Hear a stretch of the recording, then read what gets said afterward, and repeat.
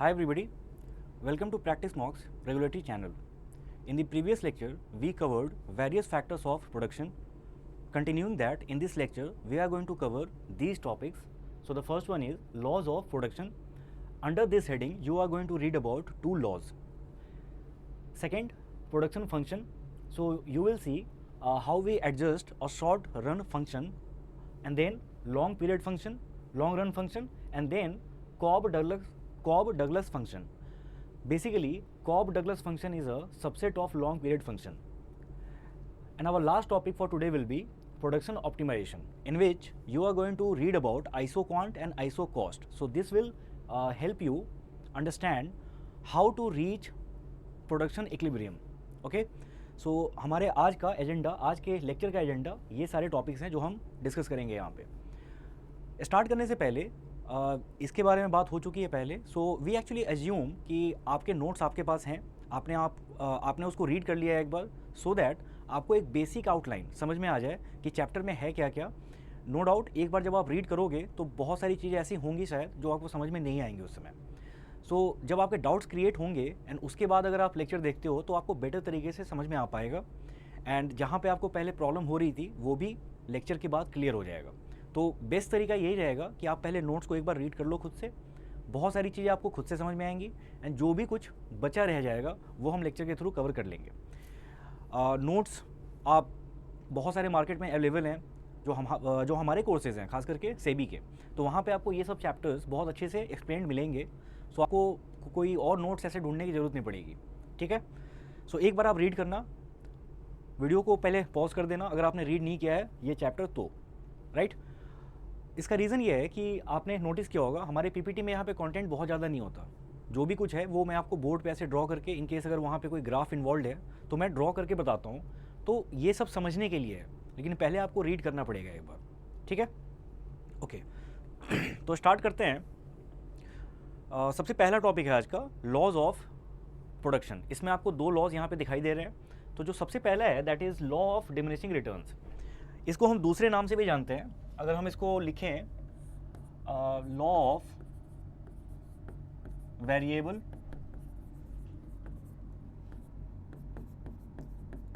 Proportions.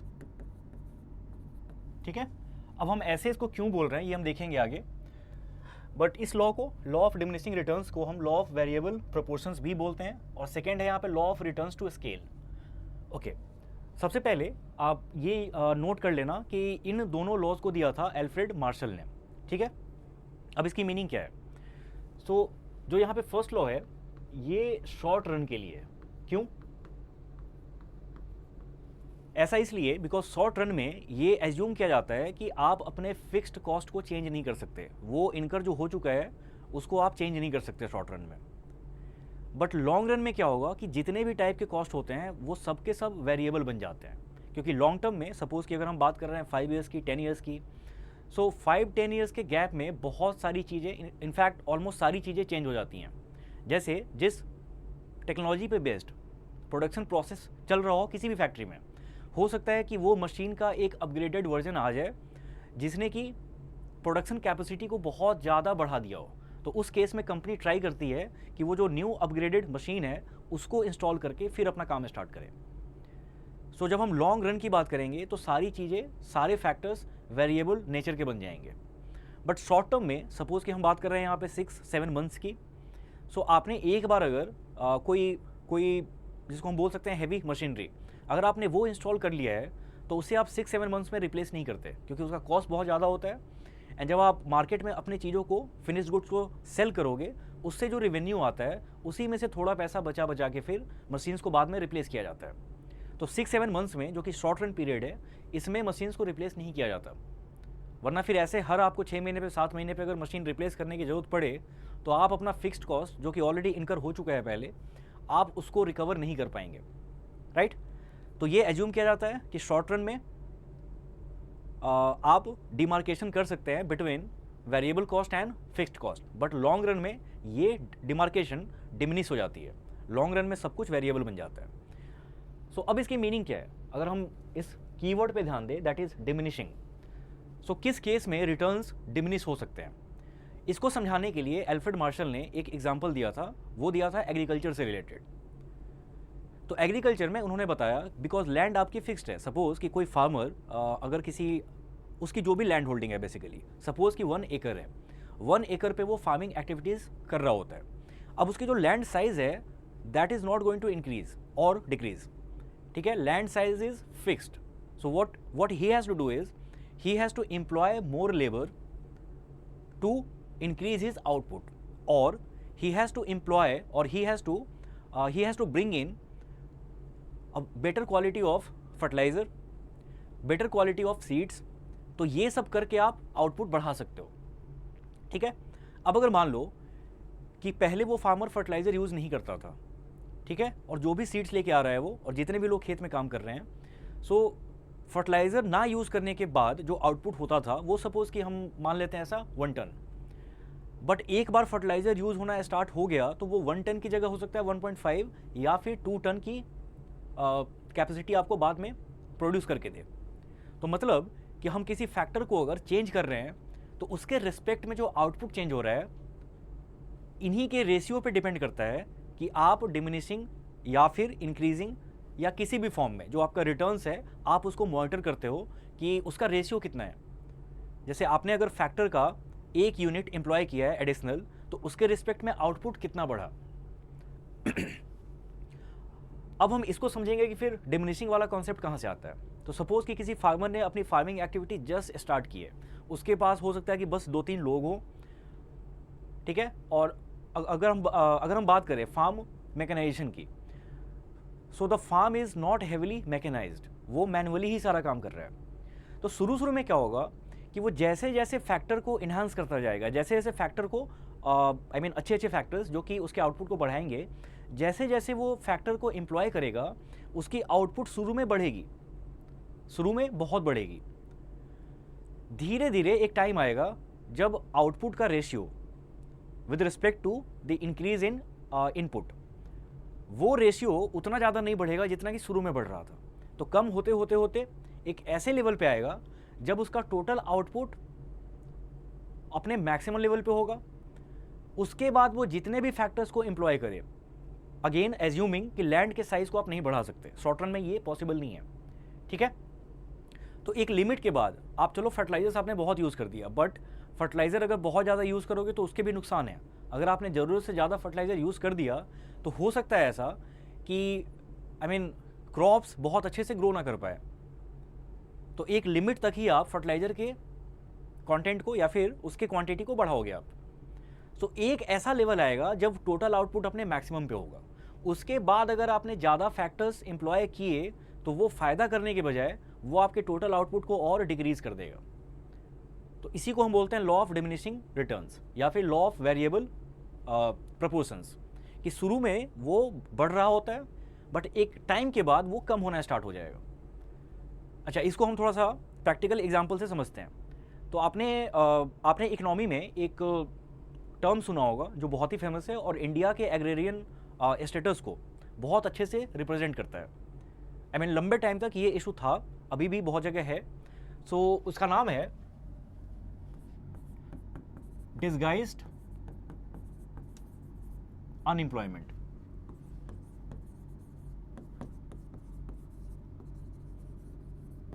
अब इसको आप समझो ये है क्या। सो सपोज किसी लैंड साइज पे मान लो कि 1 एकड़ की लैंड है। सो उस लैंड होल्डिंग में फार्मर अपनी सारी फार्मिंग एक्टिविटीज़ कर रहा होता है। जो भी क्रॉप वो ग्रो कर रहा है उसके लिए एक रिक्वायर्ड नंबर ऑफ लेबरर्स होंगे या फिर वर्कर्स होंगे। अब मान लो कि 1 एकड़ के लैंड पे जो वर्कर्स चाहिए उसको वो चाहिए 5।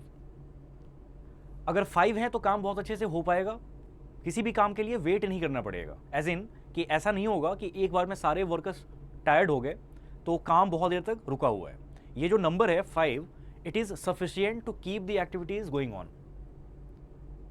मतलब आपको वेट नहीं करना पड़ रहा एक एक्टिविटी से दूसरी एक्टिविटी में स्विच करने के लिए।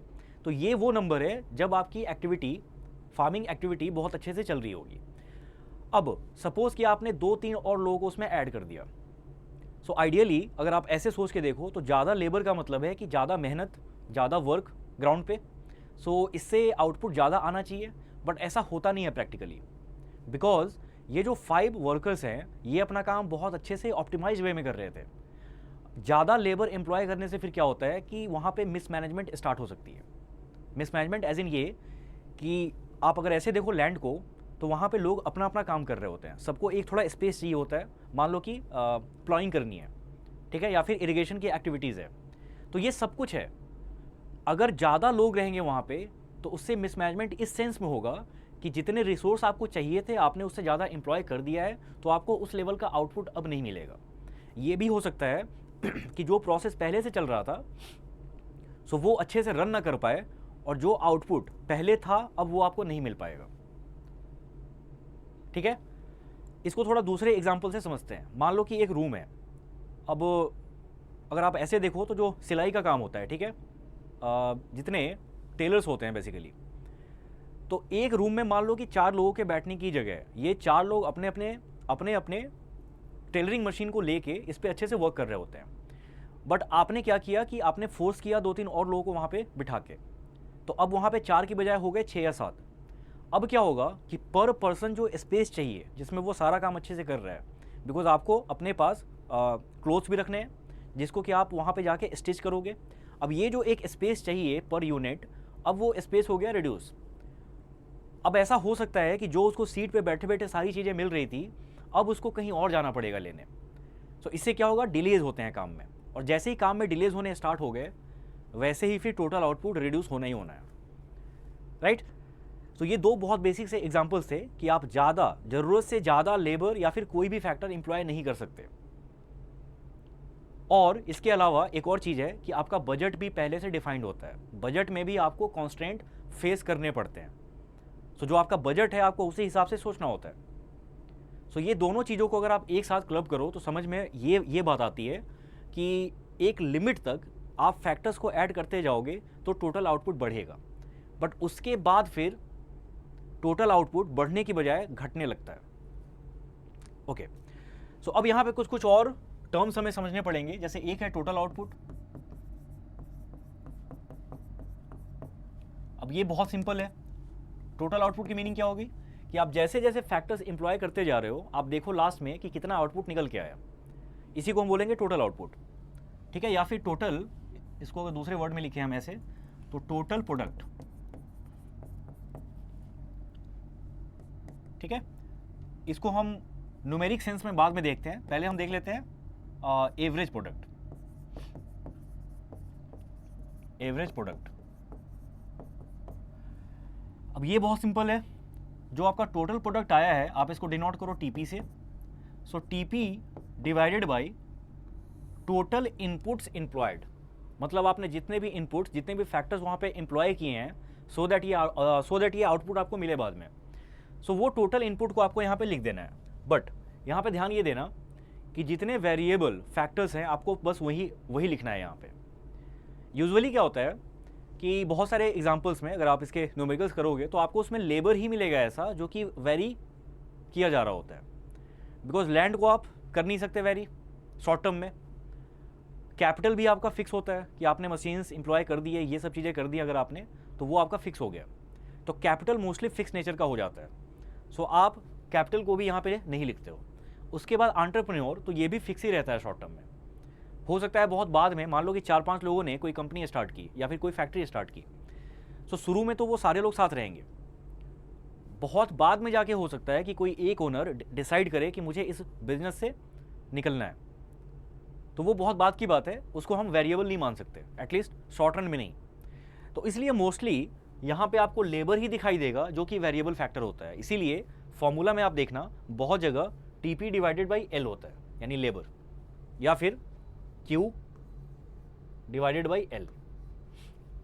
ये आपको देगा एवरेज प्रोडक्ट। अब इसको आप रीड कैसे करोगे? So the total quantity produced by employing 1 unit of labour, वो आपका हो गया एवरेज प्रोडक्ट। ठीक है, quantity per unit of labour. अब इसमें लास्ट है जिसको हम बोलेंगे मार्जिनल प्रोडक्ट।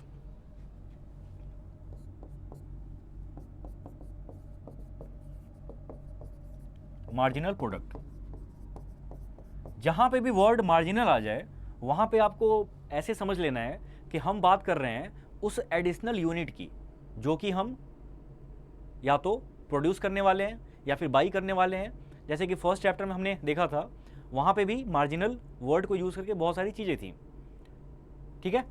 सो यहाँ पे अगर हम बात कर रहे हैं मार्जिनल प्रोडक्ट की, इसका मतलब ये हो गया कि we are actually interested in knowing that how much quantity can be produced by employing one additional unit of labour.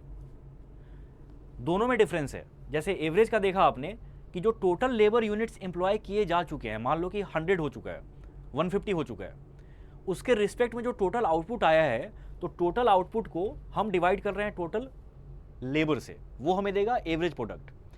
But यहाँ पे हम बात कर रहे हैं कि at a given point of time मान लो कि 70-75 यूनिट्स हो चुके हैं प्रोड्यूस, अब हम एक एडिशनल यूनिट ऑफ लेबर लेके आ रहे हैं, तो वो कितना टोटल आउटपुट में इंक्रीज कॉज करेगा, उसको हम बोलते हैं marginal product.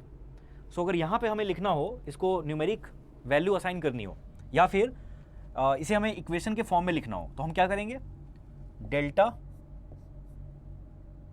TP divided by delta labour या फिर delta Q divided by delta L. अब ये डेल्टा डिनोट करता है स्मॉल चेंज को, ठीक है, लेकिन आप इसको रीड कैसे करोगे, the increase in output because of increase in one unit of labour, ये आपका हो गया मार्जिनल प्रोडक्ट। इसको हम बहुत सारे तरीके से और भी दिखा सकते हैं, जैसे टोटल प्रोडक्ट अगर टीपी है या फिर क्यू है, तो आप सिंपली क्या करोगे, टीपी, मैं इसको यहां पे लिख देता हूं, marginal product is equal to TP N minus TP N minus 1। अब इसका मतलब क्या हो गया, मान लो कि L units of labour assign करने के बाद जितना टोटल आउटपुट आया है वो आप रखो, एंड उसमें से माइनस करो किसको, n minus 1 units of labour employ करने के बाद जितना आउटपुट आया था आप उसको भी लिखो। इसका डिफरेंस आपको दे देगा मार्जिनल प्रोडक्ट, मतलब n माइनस 1। अब इसको अगर नंबर में देखें तो मान लो कि 75 वर्कर्स को यूज़ करके आपने जब प्रोडक्शन अपनी की है, तो 75 वर्कर्स जितना टोटल क्वांटिटी प्रोड्यूस कर रहे हैं बाद में, अब इस स्टेज पे हमें जानना है कि अगर हम 76th वर्कर को लेके आएंगे तो 76th वर्कर के आने से कितना आउटपुट आएगा। उसके लिए आप क्या करोगे कि 76 लेबरर्स के, वर्कर्स के जो कंबाइंड आउटपुट होंगे आप उसको यहाँ पे लिखोगे, और 75th वर्कर जब था, मतलब 75 वर्कर्स जब काम कर रहे थे, तो उस समय कितना आया था टोटल, जब आप उसको माइनस करोगे तब वहाँ पे वो वैल्यू आएगी जो आपको देगी कि 76th वर्कर के आने से कितना आउटपुट में इंक्रीज हुआ है। यही होता है मार्जिनल प्रोडक्ट। तो टोटल प्रोडक्ट, एवरेज प्रोडक्ट और मार्जिनल प्रोडक्ट, ये आपने समझ लिया। अब हम आएंगे इसके ग्राफ पे, क्योंकि ग्राफ से भी काफ़ी चीज़ें क्लियर होंगी एंड क्वेश्चन वहाँ से डायरेक्टली बहुत सारे आ सकते हैं। जैसे एक एक करके हम देखते हैं।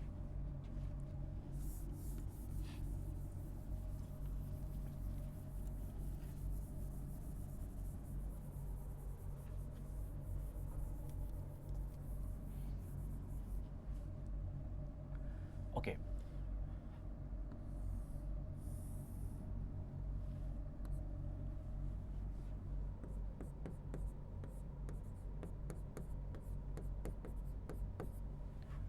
तो y एक्सिस पे हमने रखा है किसको, टोटल प्रोडक्ट को, एवरेज प्रोडक्ट को और मार्जिनल प्रोडक्ट को। एक्स एक्सिस पे हम रख रहे हैं किसको, वेरिएबल फैक्टर को। एंड जैसा मैंने आपको बताया कि वेरिएबल फैक्टर मोस्टली लेबर होता है, तो आप ये समझ लेना कि यहाँ पे लेबर है। ओके,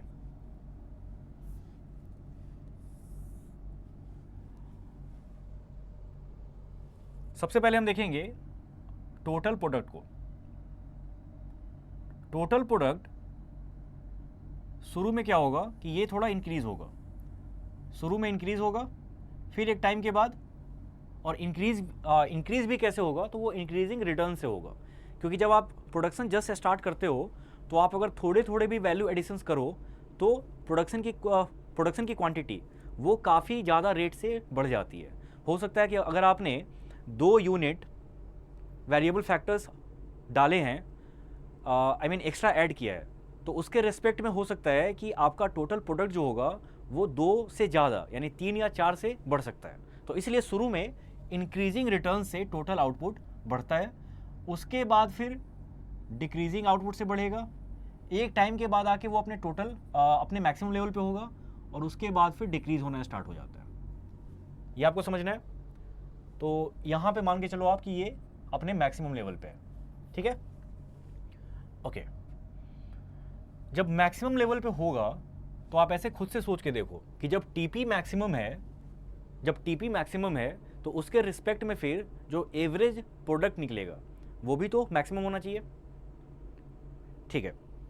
अब क्या है कि मैं पहले प्लॉट कर देता हूं, उसके बाद आपको समझाऊंगा।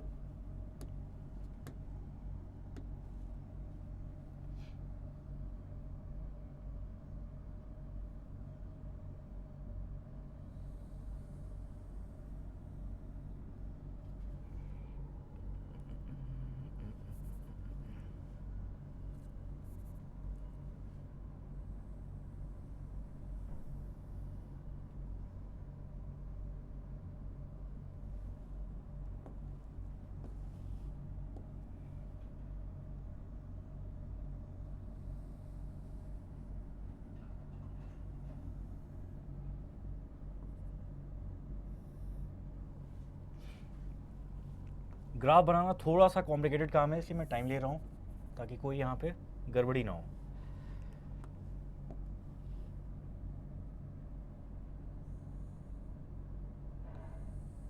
ओके, अब ये हो गया, रेडी है। सो अब आप इसको ध्यान से देखना। ग्रीन में ये वाला हो गया टीपी, ये हो गया एमपी, और ये कर्व हो गया एपी। अब इसके क्या इम्प्लीकेशंस हैं? इम्प्लीकेशन ये है कि शुरू में टोटल प्रोडक्ट इंक्रीजिंग रेट से बढ़ रहा है, तो इसलिए आपको थोड़ा सा ये कर्व फॉर्म में ऐसे दिख रहा है। उसके बाद बढ़ने का रेट कम हो गया, यानी इस पॉइंट पे पार्टिकुलर बढ़ने का रेट कम हो गया, और ये अब अभी भी बढ़ रहा है लेकिन डिक्रीजिंग रेट से बढ़ रहा है। अब एक टाइम के बाद यहाँ पे टोटल प्रोडक्ट मैक्सिमम होगा। जब टोटल प्रोडक्ट मैक्सिमम होगा तो उसके करस्पॉन्डिंग आपको एवरेज प्रोडक्ट भी अपने मैक्सिमम लेवल पे दिखेगा। और जब एवरेज प्रोडक्ट या फिर टोटल प्रोडक्ट जब अपने मैक्सिमम पे है तो उसके करस्पॉन्डिंग आपको मार्जिनल प्रोडक्ट 0 पे दिखाई देगा। मैं एक एक करके इसको एक्सप्लेन करता हूँ कि क्यों ऐसा हो रहा है, लेकिन पहले आप इसको नोट करो। उसके बाद वैसा पॉइंट जहाँ पे मार्जिनल प्रोडक्ट मैक्सिमम है, उस पॉइंट पे क्या होगा, उस पॉइंट के पहले तक टोटल प्रोडक्ट इंक्रीजिंग रेट से बढ़ रहा था, लेकिन उसके बाद वो डिक्रीजिंग रेट से बढ़ना स्टार्ट हो जाएगा। ठीक है, तो आप इसको ऐसे यहां पे कर दो। अब आपको यहां पे 3 सेक्शंस मिल गए। पहला सेक्शन जो ये 1 है, ये लाइन से इधर, ठीक है। यहां पे आप देखो तो टोटल प्रोडक्ट भी इंक्रीजिंग रेट से बढ़ रहा होता है, उसके बाद एवरेज प्रोडक्ट भी इंक्रीजिंग रेट से बढ़ रहा होता है, लेकिन जो जो आपका मार्जिनल प्रोडक्ट है वो बढ़ रहा होता है, अपने मैक्सिमम लेवल पे आएगा, उसके बाद वो डिक्रीज होना स्टार्ट हो जाएगा। ठीक है, तो आप इसको बोल सकते हो सेक्शन 1। सेक्शन 2 में क्या होगा कि टोटल प्रोडक्ट अभी भी इंक्रीज हो रहा है, लेकिन मार्जिनल प्रोडक्ट अब डिक्रीज होना स्टार्ट हो गया है। एवरेज प्रोडक्ट अभी भी इंक्रीज हो रहा है थोड़ा थोड़ा करके। थर्ड में टोटल प्रोडक्ट, एवरेज प्रोडक्ट और मार्जिनल प्रोडक्ट तो ऑलरेडी 0 पे आ ही चुका है यहाँ पे, वो अब माइनस में जाना स्टार्ट होगा। लेकिन आप इसको बोल सकते हो कि थर्ड वाले में तीनों डिक्रीज हो रहे हैं और फर्स्ट वाले में तीनों इंक्रीज हो रहे हैं। सेकेंड का केस ऐसा है जिसमें टोटल प्रोडक्ट आपका इंक्रीज हो रहा है। ठीक है, अब इस पे हम फिर समझे कैसे, मतलब इसकी मीनिंग क्या निकाले। इसकी मीनिंग हम ऐसे निकालेंगे कि जैसे मैंने शुरू में बोला कि शुरू में जब आप प्रोडक्शन स्टार्ट करते हो तो आप अगर थोड़े से भी चेंजेस करोगे वेरिएबल्स में तो उसके करस्पॉन्डिंग आउटपुट में बहुत ज़्यादा इंक्रीज होती है, रेशियो उसका ज़्यादा होता है, 1 से ज़्यादा होगा। सो इस केस में हम बोल सकते हैं कि शुरू में with each additional unit of variable factor आपका जो टोटल प्रोडक्ट है वो इंक्रीज हो रहा है, या फिर आप इसको दूसरे लैंग्वेज में बोल सकते हो कि जो आपने एडिशनल लेबर एम्प्लॉय किया है शुरू में प्रोडक्शन जब स्टार्ट हुआ है तब, तो जो आप एडिशनल यूनिट एम्प्लॉय कर रहे हो लेबर का, उसके रिस्पेक्ट में जो आपका मार्जिनल प्रोडक्ट है वो बढ़ता जा रहा है। तो इसलिए मार्जिनल प्रोडक्ट यहाँ पे इंक्रीज हो रहा था। लेकिन एक टाइम पे जो मैंने बोला था आपको शुरू में कि एक लिमिट होती है, उसी तक आप फैक्टर्स बढ़ा सकते हो। अगर आप ज़रूरत से ज़्यादा फैक्टर्स या फिर इनपुट्स डालोगे तो उससे नुकसान ही होगा और टोटल प्रोडक्ट डिक्रीज होना स्टार्ट हो जाता है। यहाँ पे मतलब ये था कि मार्जिनल प्रोडक्ट आपका एक लेवल पे आके जीरो हो जाएगा, एंड जीरो उस लेवल पे होगा कि उसके बाद अगर आपने एक भी यूनिट ऑफ इनपुट बढ़ाया तो उसके रिटर्न्स आपको नेगेटिव मिलेंगे। मतलब जो काम आपने कर रखा है वो काम अब बढ़ेगा नहीं आगे, बल्कि वो घटना स्टार्ट हो जाएगा। हो सकता है कि वो वेस्टेज के फॉर्म में हो या किसी भी चीज़ में, बट आपको उसका फ़ायदा नहीं मिलेगा, उसका नुकसान ही है। तो वैसे केस पे मार्जिनल प्रोडक्ट आपका जीरो हो जाता है। इससे एक भी यूनिट आपने बढ़ाया अगर वेरिएबल फैक्टर को, तो वो आपको नेगेटिव रिटर्न्स देगा per unit of labour employed. जिस मोमेंट पे एमपी जीरो होगा उसी मोमेंट पे टीपी मैक्सिमम हो जाएगा और उसके बाद फिर टीपी भी घटने लगता है। तो ये चीज़ यहाँ से समझ में आती है। अच्छा, तो आप अगर प्रोड्यूसर के पॉइंट ऑफ व्यू से सोचो तो फिर उसको डिसाइड करना होगा कि मैं किस लेवल पे अपने प्रोडक्शन एक्टिविटी को कंटिन्यू रखूं। उसका आंसर है कि ये जो बीच वाला लेवल है सेकेंड, वो सबसे ज़्यादा सुटेबल है। क्यों? शुरू का देखो आप, ये जो सेक्शन 1 है इसमें टोटल प्रोडक्ट इंक्रीजिंग रेट से बढ़ रहा है। तो अगर मान लो कि प्रोड्यूसर ये सोचे कि इसके जो करस्पॉन्डिंग क्वांटिटी है मान लो Q1, सो मैं Q1 क्वांटिटी ही प्रोड्यूस करूँगा, इस केस में उसको नुकसान हो सकता है। क्यों? क्योंकि टोटल प्रोडक्ट उसका अभी भी बढ़ रहा है, क्योंकि मार्जिनल प्रोडक्ट जब तक जीरो है, जब तक पॉजिटिव है तब तक उसको एडिशनल यूनिट प्रोड्यूस करने से दिक्कत नहीं है। और मार्जिनल प्रोडक्ट क्योंकि यहाँ से यहाँ तक इंक्रीज ही हो रहा है, तो उस केस में वो चाहेगा कि वो और ज़्यादा प्रोड्यूस करे, क्योंकि वो जितना लेबर या फिर जितना वेरिएबल फैक्टर वो इंड्यूस कर रहा है, लेके आ रहा है, उसको उसके रिस्पेक्ट में उससे ज़्यादा आउटपुट मिल रहा है, तो इसलिए वो तब तक प्रोड्यूस करता रहेगा। सो जो रीज़न 1 है या फिर सेक्शन 1 है वो फिजिबल नहीं है। सेक्शन 2 फिजिबल इसलिए है कि अब इसके बीच में कहीं भी वो स्टॉप कर सकता है अपनी प्रोडक्शन को, क्योंकि यहाँ पे उसका मार्जिनल प्रोडक्ट भी जीरो से ऊपर है, पॉजिटिव है, एवरेज प्रोडक्ट भी इंक्रीज हो रहा है और टोटल प्रोडक्ट भी इंक्रीज हो रहा है। अब वो हो सकता है यहाँ पे आके रुक जाए, हो सकता है यहाँ पे आके रुक जाए, डिपेंड करता है कि वो कितना इनपुट लेके आ सकता है। बिकॉज मैंने आपको बताया था कि बजट का कॉन्स्टेंट भी होता है। तो अगर मान लो कि प्रोड्यूसर को कोई दिक्कत नहीं है इस क्वांटिटी तक वेरिएबल एम्प्लॉय करने में, तो वो यहाँ तक करेगा, बट यहाँ से यहाँ तक किसी पे भी करे तो उससे नुकसान नहीं है, उससे फ़ायदा ही है। सबसे ज़्यादा फ़ायदा उसको यहाँ पे होगा। ठीक है। थर्ड वाले में आप देखो तो ये सब कुछ डाउन ही जा रहा है, तो वो इस वाले रीजन में, इस वाले सेक्शन में कभी भी नहीं रहना चाहेगा, क्योंकि उसे किसी भी एंगल से फ़ायदा नहीं हो रहा। तो most feasible level of output वो होगा जो सेकेंड सेक्शन में फॉल करता है, ये आपको ध्यान रखना है। ओके।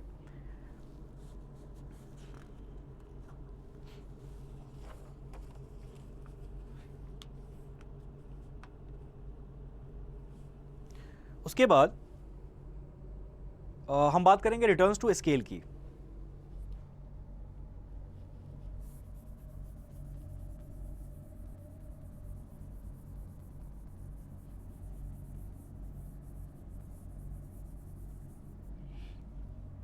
रिटर्न्स टू स्केल में जो सबसे पहला एजम्पशन है दैट इज कि all factors are variable. All factors are variable. इसका जो ग्राफ बनेगा वो थोड़ा सा यूनिफॉर्म वे में बनेगा, जैसे कि कर्व्स उनकी स्लोप थोड़ी यूनिफॉर्म रहती है।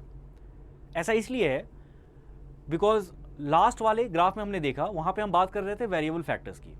अब वेरिएबल फैक्टर्स में क्या है, जैसे कि शुरू में अगर आपने ज़्यादा यूनिट्स एम्प्लॉय किए तो उसके रिस्पेक्ट में आउटपुट बहुत ज़्यादा बढ़ रहा था, तो वहाँ पे हम जो भी इनपुट्स डाल रहे थे वो एक्चुअली में वेरिएबल था। बट लॉन्ग टर्म में एक बहुत लंबे टाइम फ्रेम में आपको उसमें फिक्स्ड कॉस्ट आपको जितने फिक्स्ड उसमें वेरिएबल्स हैं, फिक्स्ड वेरिएबल नहीं होता सॉरी, जिसको कि आप शॉर्ट टर्म में फिक्स्ड कॉस्ट मान रहे थे वो लॉन्ग टर्म में आके वो भी वेरिएबल हो जाता है। तो इसलिए अब जो कंबाइंड इफेक्ट है वो थोड़ा यूनिफॉर्म शेप दे देता है उस कर्व को। तो शुरू के टाइम पे जब प्रोडक्शन प्रोसेस जस्ट स्टार्ट हुई है उस केस में इंक्रीजिंग रिटर्न्स होगा, कुछ टाइम के बाद वो कांस्टेंट हो जाएगा, उससे ज़्यादा आपने एम्प्लॉय किया तो वो फिर डिमिनिश होना स्टार्ट हो जाएगा। ये बहुत ही सिंपल वे में आप इसको ऐसे समझ लो। अच्छा, इस स्टेज को हम बोलेंगे इंक्रीजिंग रिटर्न्स टू स्केल। अब रिटर्न्स स्केल क्या है, तो जो पहले ग्राफ में जो शॉर्ट रन का ग्राफ हमने देखा उसमें हम बात कर रहे थे एक्स एक्सिस पे हमने लिया था किसको, वेरिएबल्स को। अब एक्स एक्सिस पे हम वेरिएबल्स को नहीं ले सकते क्योंकि कोई एक या दो फैक्टर नहीं है, जितने भी फैक्टर्स हैं वो सारे के सारे वेरिएबल ही हो गए। तो कंबाइंडली आप उसको बोलोगे कि अब आप स्केल चेंज कर रहे हो। मान लो कि बहुत सारे फैक्टर्स हैं, फैक्टर 1 2 3 4, उसको आपने किसी डिफाइंड रेशियो में ले रखा है। तो अब आप क्या करते हो कि रेशियो को इनटू कर देते हो, मल्टीप्लाई कर देते हो किसी नंबर से, एंड उसी रेशियो में न्यू रेशियो में फिर वो चेंज होता है। मैं इसको इजी वे में समझा रहा हूँ कि फैक्टर 1 को मान लो कि आपने लिया 4 यूनिट्स शुरू में, फैक्टर 1 फैक्टर 2, अभी हम दो ही केस रखते हैं कि दो फैक्टर्स हैं। तो केस 1 में इसका मान लो 1 यूनिट और इसका 2 यूनिट, ये आपको चाहिए, या इसको मैं कोई दूसरा नंबर दे देता हूँ, मान लो यहाँ पे 3 है। सो इस रेशियो में ये दोनों इनपुट चाहिए। तो ये हो गया केस 1। केस 2 ये हो सकता है कि आप इसको फैक्टर 1 को ले लो 2 यूनिट्स और फैक्टर 2 को ले लो 6 यूनिट्स, लेकिन आपको रेशियो सेम रखना है। उस केस में क्या होगा कि आप स्केल को चेंज कर रहे हो, पहले छोटा स्केल था अब बड़ा स्केल हो गया, तो वही स्केल आपको बढ़ाते जाना है, राइट। वाई एक्सिस पे हम लिखेंगे रिटर्न्स को, यानी वाई एक्सिस पे हम क्या करेंगे, डिनोट रिटर्न्स। इसका मतलब ये हो गया, मान लो कि यहां पे 1 था जो यहां पे हमने लिया, ये हो गया 2, मतलब इसी में आपने 2 से मल्टीप्लाई कर दिया। तो 2 से मल्टीप्लाई किया है अगर आपने फैक्टर्स को, तो उसके रिस्पेक्ट में आउटपुट कितना इंक्रीज हुआ वो यहाँ पे हो गया। तो जैसे जैसे आप बढ़ते जाएंगे वैसे वैसे ये इंक्रीज होता जाता है, लेकिन एक लिमिट के बाद, एक टाइम के बाद आप अगर इनपुट्स बहुत ज़्यादा बढ़ा दोगे या फिर स्केल आप बहुत ज़्यादा बढ़ा दोगे तो भी प्रोडक्शन आपकी कांस्टेंट होगी, क्योंकि कुछ जो इनपुट्स होंगे वो वेस्ट हो जाएंगे। तो टोटल प्रोडक्ट अभी भी सेम ही रहने वाला है, इसलिए ये यहाँ पे आके कांस्टेंट रहता है और फिर डिक्रीज होना स्टार्ट हो जाता है। तो ये वाला बहुत ही सिंपल था, इसमें बहुत ज़्यादा क्वेश्चंस बन भी नहीं पाएंगे, तो ये आपको ऐसे ही याद रखना है। ये स्टेज है इंक्रीजिंग रिटर्न्स टू स्केल, ये वाला है कांस्टेंट रिटर्न्स टू स्केल, और ये है डिमिनिशिंग रिटर्न्स टू स्केल। मतलब रिटर्न टू स्केल का रेशियो जो होगा वो शुरू में बढ़ेगा, फिर कांस्टेंट रहेगा और फिर लास्ट में डिक्रीज होना स्टार्ट हो जाएगा, यही इसका मतलब है। इसके बाद हम आते हैं नेक्स्ट टॉपिक पे, प्रोडक्शन फंक्शन। इसमें बहुत कम टाइम लगेगा क्योंकि इसमें ज़्यादा कुछ है नहीं बताने को। बट सबसे पहले जो डिमांड फंक्शन में हमने देखा कि डिमांड फंक्शन में आप जब QD is equal to F और उसके ब्रैकेट में आप बहुत सारे वेरिएबल्स को डाल रहे होते थे, जिसमें चीज़ों की प्राइस थी, कंज्यूमर की इनकम थी, ऐसे बहुत सारे फैक्टर्स थे। उसी तरह जब आप प्रोडक्शन फंक्शन में क्वांटिटी डिराइव करना चाहोगे कि किस क्वांटिटी तक या फिर एग्जैक्टली कौन सी क्वांटिटी किसी भी प्रोड्यूसर को प्रोड्यूस करनी है, तो उसके भी बहुत सारे फैक्टर्स हो सकते हैं। शॉर्ट रन में जितने भी फिक्स्ड कॉस्ट है उनको हम हटा देते हैं, क्योंकि वेरिएबल कॉस्ट पे ही या फिर जो आपके वेरिएबल फैक्टर्स हैं, वेरिएबल फैक्टर्स पे ही डिपेंड करता है कि आपकी प्रोडक्शन कितनी जा सकती है मैक्सिमम, ठीक है। लॉन्ग पीरियड में आपको सारे फैक्टर्स इंक्लूड करने होते हैं। सो अगर इसको हम सिंपली ऐसे लिखें, Q फंक्शन ऑफ, अब यहाँ पे बहुत सारे फैक्टर हो सकते हैं, x1 x2 ऐसे ऐसे करके बहुत सारे।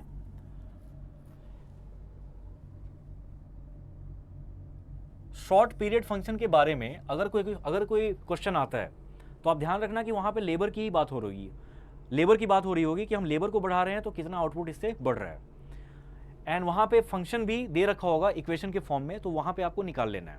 मतलब आपको बस लेबर्स वहाँ पे चेंज करने हैं, लेबर की यूनिट्स। लॉन्ग रन में हो सकता है कि थोड़ा सा एडवांस्ड आपको इक्वेशन मिल जाए, ठीक है, जिसमें एक इक्वेशन है जिसको हम बोलेंगे कॉब डगलस फंक्शन। अब उसको लिखते कैसे हैं? इसका इक्वेशन कुछ ऐसा हो जाता है,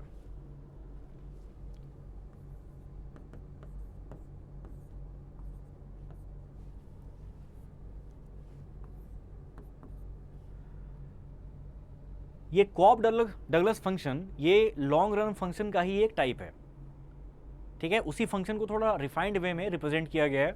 तो आप इसको देखना कि कैसे आप इसको स्टडी कर सकते हो, इसकी मीनिंग क्या है। सबसे पहले आप देखो तो यहाँ पे आता है के है एक कांस्टेंट जिसको हम बोल सकते हैं इफिशियंसी कांस्टेंट। इफिशियंसी कांस्टेंट, इसकी मीनिंग क्या है? के रिप्रेजेंट करता है उस टाइम के, क्योंकि जब भी आप प्रोडक्शन निकालोगे, प्रोडक्शन क्वांटिटी निकालते हो अगर, तो वो आप एक गिवन पीरियड ऑफ टाइम के लिए निकालते हो, या फिर यहाँ पे हम बात करेंगे पॉइंट ऑफ टाइम की एक्चुअली। सो एक आप गिवन पॉइंट ऑफ टाइम पे ही टोटल कैपेसिटी या फिर टोटल आउटपुट निकालते हो।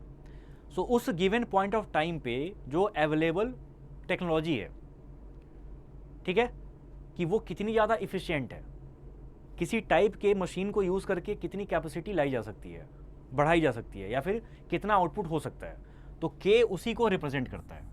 इसलिए हम के को बोलते हैं इफिशियंसी कांस्टेंट। अब मान लो एक केस में के की वैल्यू है 2 और दूसरे केस में के की वैल्यू है 3, तो आप ऐसा बोल सकते हो कि दूसरे केस में जिसमें के की वैल्यू 3 है, उस मोमेंट पे, मतलब ये इक्वेशन जिस पॉइंट ऑफ टाइम को रिप्रेजेंट करता है, उस पॉइंट ऑफ टाइम पे टेक्नोलॉजी ज़्यादा एडवांस है, ये आप बोल सकते हो।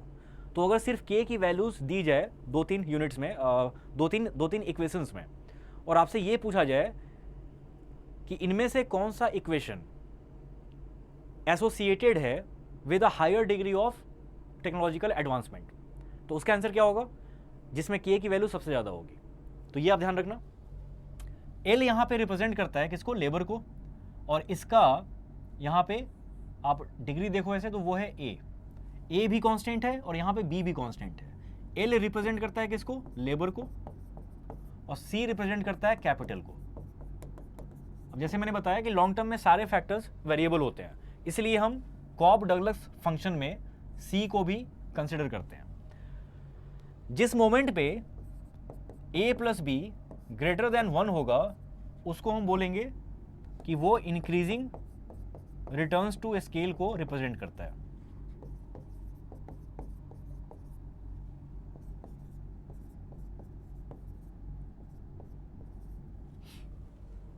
उसके बाद अगर a प्लस बी मान लो 1 है, तो वो हो जाएगा कांस्टेंट रिटर्न्स, कांस्टेंट रिटर्न्स। और फिर लास्ट में है अगर a प्लस बी 1 से छोटा हो, तो उस केस में ये इंडिकेट करेगा किसको? डिमिनिशिंग या फिर डिक्रीजिंग रेट ऑफ रिटर्न। तो ये सब चीज़ें आपको याद रखनी है बस, ठीक है।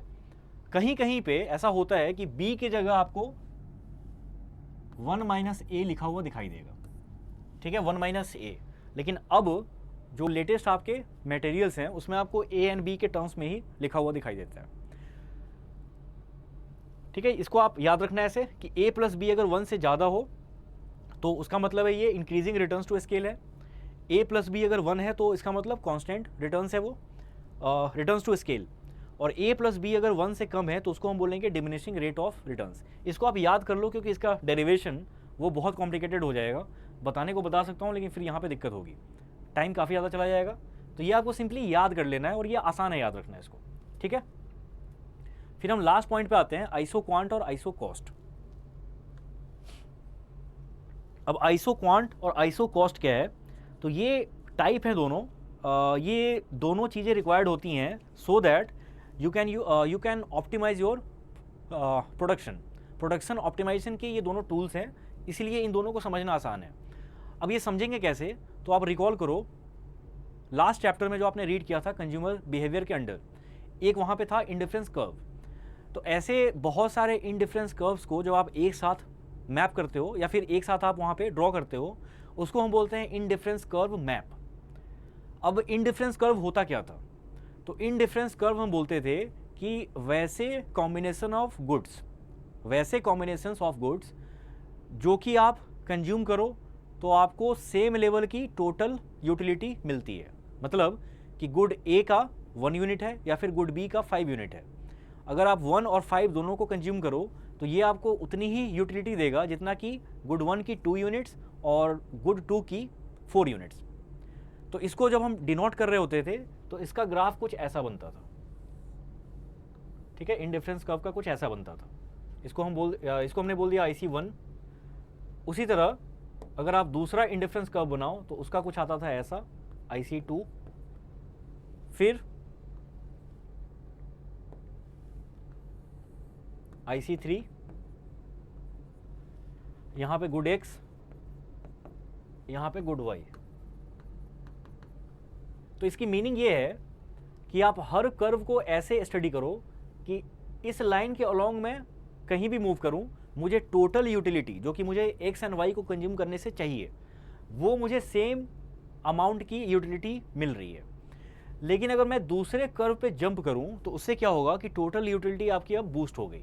अगर आप राइटवर्ड जाते हो या फिर अपवर्ड, तो राइटवर्ड साइड के जितने भी इंडिफरेंस कर्व हैं उस पर आपको ज़्यादा यूटिलिटी मिलती है।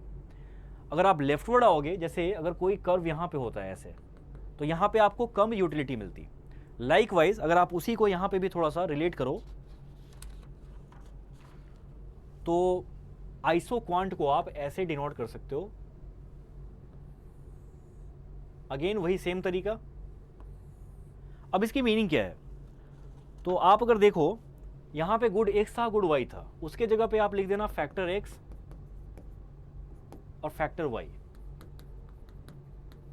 फैक्टर X और फैक्टर Y।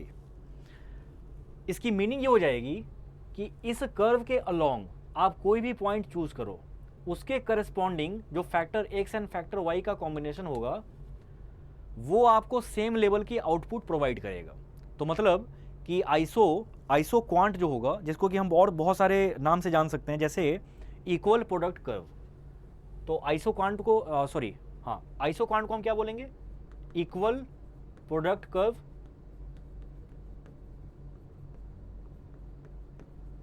और इस कर्व के अलोंग आप कहीं भी जाओगे तो वो आपको सेम लेवल की आउटपुट प्रोवाइड करेगा। अगर आप इस कर्व से राइटवर्ड वाले कर्व पे जंप करते हो तो यहाँ पे आपकी टोटल आउटपुट इंक्रीज हो जाएगी, और अगर लेफ्टवर्ड आते हो तो आपकी टोटल आउटपुट वहाँ पे डिक्रीज हो जाएगी। तो मतलब कि इंडिफरेंस कर्व वही कॉन्सेप्ट यूज़ करके आप आइसो क्वांट को भी समझ सकते हैं कि अगर राइट वाले कर्व पे गए तो टोटल आउटपुट इंक्रीज हो जाएगी, लेफ्ट वाले पे गए तो टोटल क्वांटिटी जो आउटपुट है वो आपका डिक्रीज हो जाएगा। ओके, यहाँ पे भी वही सेम कॉन्सेप्ट चलेंगे कि दो आइसो क्वांट या फिर आइसो प्रोडक्ट कर्व्स एक दूसरे को क्रॉस नहीं करेंगे, एक दूसरे को इंटरसेक्ट नहीं करेंगे। इसका रीजन हम समझ चुके हैं पहले ही, जो लॉ ऑफ डिमांड का चैप्टर था तो उसमें ये सारी चीज़ें हो चुकी हैं। तो वही सेम कॉन्सेप्ट आपको यहाँ पे अप्लाई करना है। अब नेक्स्ट आता है इसमें आइसो कॉस्ट। तो आइसो कॉस्ट की मीनिंग क्या हो गई, इसके नाम से ही क्लियर है कि ये आपको वो कॉम्बिनेशंस देगा जहाँ पे आपकी cost factor X and factor Y को एम्प्लॉय करने का वो सेम आ रहा है। तो अगर हम आइसो कॉस्ट को ग्राफ के फॉर्म में डिनोट करें तो हम कुछ ऐसे कर सकते हैं, यहां पे आपका फैक्टर X और यहां पे फैक्टर Y, ठीक है। तो कुछ ऐसे स्ट्रेट लाइन ऐसे बनेंगे यहां पे। इसका मतलब ये है कि ये वो लाइंस हैं जिसके करस्पॉन्डिंग आप फैक्टर X और फैक्टर Y एम्प्लॉय करो तो उसका कॉस्ट ऑफ एम्प्लॉइंग, मतलब एम्प्लॉय करने का कॉस्ट सेम आने वाला है, ठीक है। ये सारे कर्व्स जो हैं, ये सारे स्ट्रेट लाइन जो आपको दिख रहे हैं यहाँ पे, ये अलग अलग कॉस्ट को इंडिकेट करते हैं। ये कॉस्ट अलग है, ये कॉस्ट अलग है, ये कॉस्ट अलग है। अगर आप राइटवर्ड जाओगे तो कॉस्ट बढ़ती जाएगी, लेफ्टवर्ड आओगे तो कॉस्ट डिक्रीज होती जाती है। सो इसको हम बोलेंगे आइसो कॉस्ट। अब ध्यान देखो, आप यहाँ पे देखना कि अगर मैं इस पॉइंट पे हूँ और इसकी में क्वांटिटी x जो है वो मान लो 5 है और यहाँ पे क्वांटिटी y हो गई वो मान लो 4 है। ये 5 है और ये रहा, चलो इसको भी 5 मान लो आप। अगर आप थोड़ा यहाँ आते हो तो यहाँ पे हो सकता है कि क्वांटिटी x की बढ़ के हो जाए 6 और y की क्वांटिटी क्योंकि यहाँ पे डिक्रीज होगी तो आप इसको मान लो कि 4 है। तो मतलब कि 5 यूनिट्स ऑफ फैक्टर x को लेके and 5 units of factor y को लेके जब आपने कोई सामान बनाया है तो उसका कॉस्ट एग्जैक्टली वही आ रहा है जो कि 6 units of factor x and 4 units of factor y को लेके आपने बनाया होगा। तो इसीलिए हम इसको आइसो कॉस्ट लाइंस भी बोलते हैं, या फिर दूसरे वर्ड में हम इनको बोल सकते हैं बजट लाइंस। Budget lines. अब होगा ये कि पहले आपको बजट अपना देखना होता है, पहले आप अपना बजट फिक्स करोगे कि आप इससे ज़्यादा खर्च नहीं कर सकते।